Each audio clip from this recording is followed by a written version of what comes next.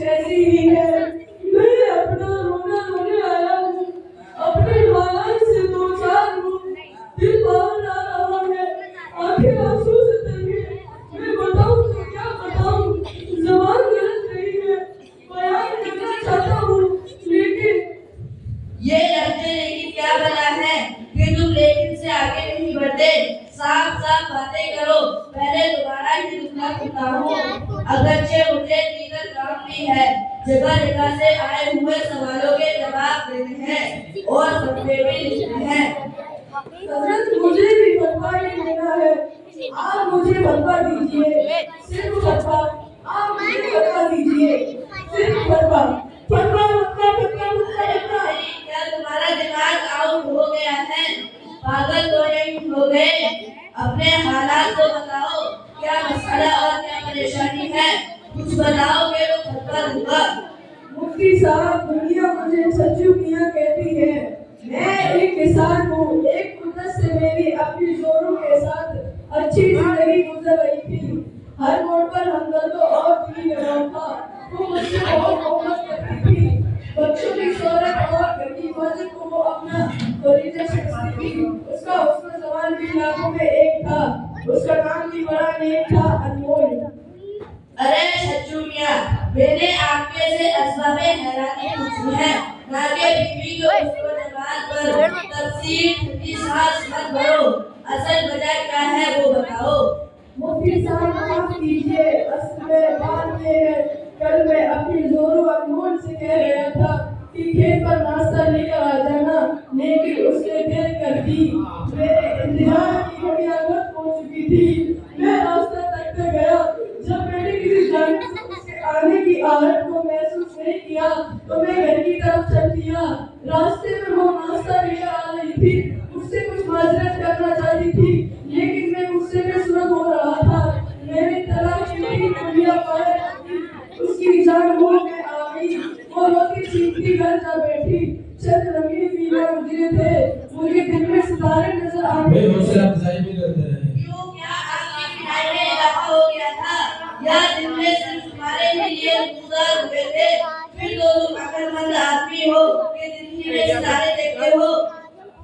जी नहीं करता, मेरे ऊपर एक नशा सवार था, अब उतर गया है। गुस्से की रात ठंडी हुई थी, अब उसका है कि मेरी जिंदगी कैसे कटेगी, मेरी जिंदगी कौन करेगा।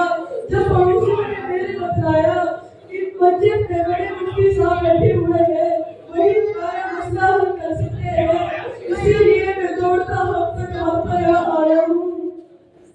अरे छज्जू मियां, ये दौड़ तुम तलाक देने से पहले लगा लेते तो आज इस तरह परेशान होने की जरूरत ना पड़ती।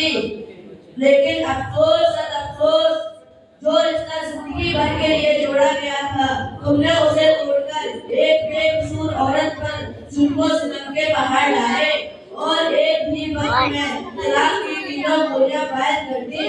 अगर तलाक भी देनी थी तो शरीयत के मुताबिक दे दे। जी नहीं करता।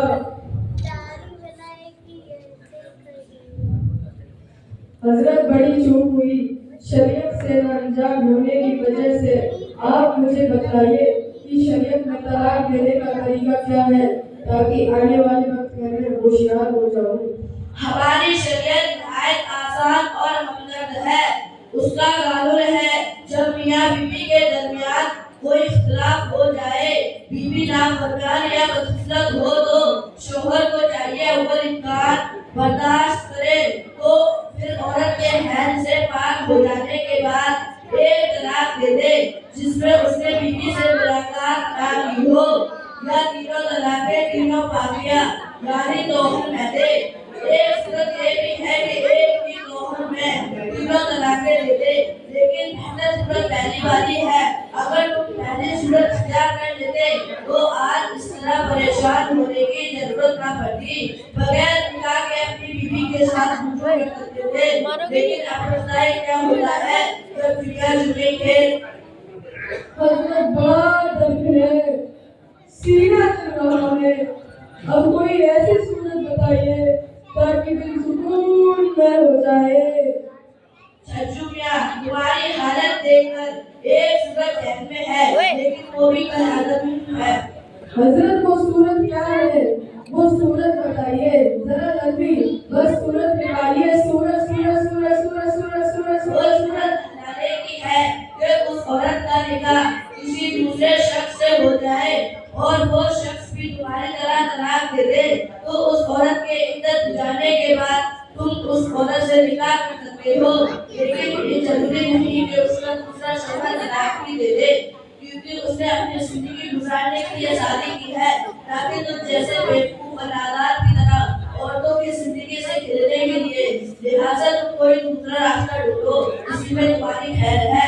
ठीक है मुफ्ती साहब, हमने पूछा, आपने बताया और शरीयत का रास्ता दिखाया। शुक्रिया। अब चलता हूँ दुआ की दरख्वास्त है। अस्सलामु अलैकुम व रहमतुल्लाहि व बरकातहू। वालेकुम अस्सलाम व रहमतुल्लाहि व बरकातहू।